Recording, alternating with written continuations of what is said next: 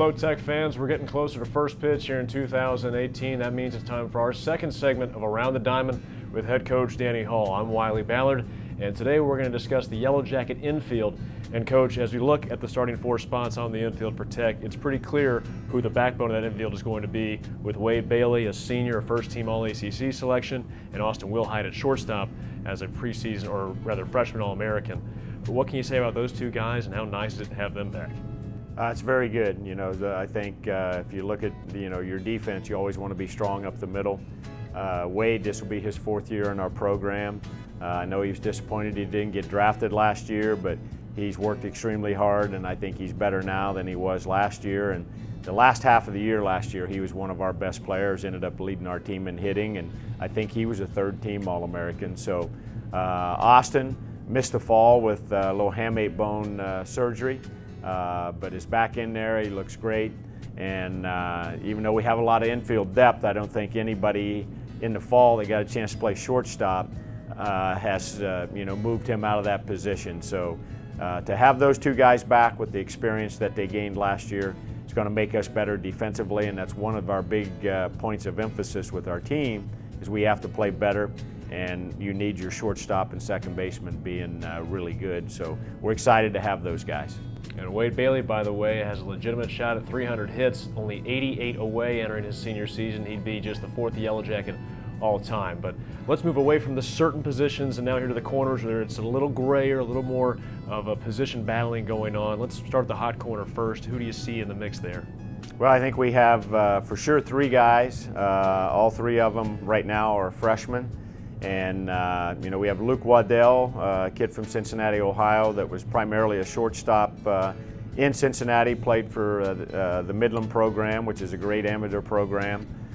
He's gotten off to a really good start, and left-hand hitter, kind of a leadoff type guy.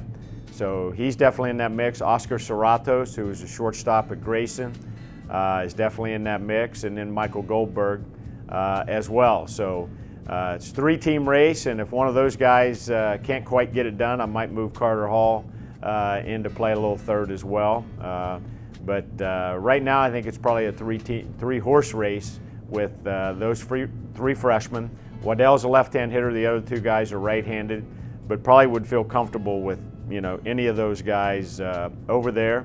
And as we get into some scrimmages and things here in the preseason, we'll kind of see who maybe emerges as the starter. But I could see all three of those guys throughout the year getting a lot of playing time, whether if it's not at third, at some other spots. And it's one of the things that I'm very excited about, is that we do have some infield depth this year. Meanwhile, on the right side of the infield, you've got a couple options to work with. Tristan English 2 years ago was a first-team All-ACC selection. Kel Johnson made 27 starts there last season. Kyle McCann even got about 20 starts there as well. How do you see the first base battle shaping up? Again, going to be a good battle. It's so great to have Tristan English back. I mean, he's a tremendous hitter. First-team All-ACC as a freshman. Definitely a middle-of-the-order guy that can not only drive in runs, but he's got power. He's a tremendous competitor. A lot of his playing time at first base will be dictated by how much he's pitching, because we're counting on him to kind of get back in there to throw.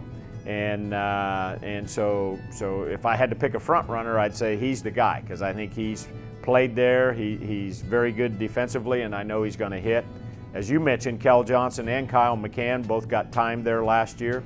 I think both could go in there and play. Both will probably see some time, and kind of whoever's not playing there would probably end up being the DH. And then I'll throw a fourth guy in there, Barron Ratcliffe, who played a lot in the outfield for Norcross, was drafted as an outfielder, played a lot of infield kind of growing up, and we've had him some over there at first base. And honestly, he's probably near the top in terms of his defensive ability there. Being a great quarterback in high school, he can really make all the throws from that position. And so we feel like we have four guys capable. We'll see how it all shuffles out here in the next few weeks. Well, there you have it, staples in the middle and some fierce battles on the corners as we get ready for the 2018 season. Again, first pitch at 4 o'clock against Minnesota. But don't forget to keep it tuned to RaymondRhett.com when we talk about the outfield in our next segment of Around the Diamond with Coach Danny Hall.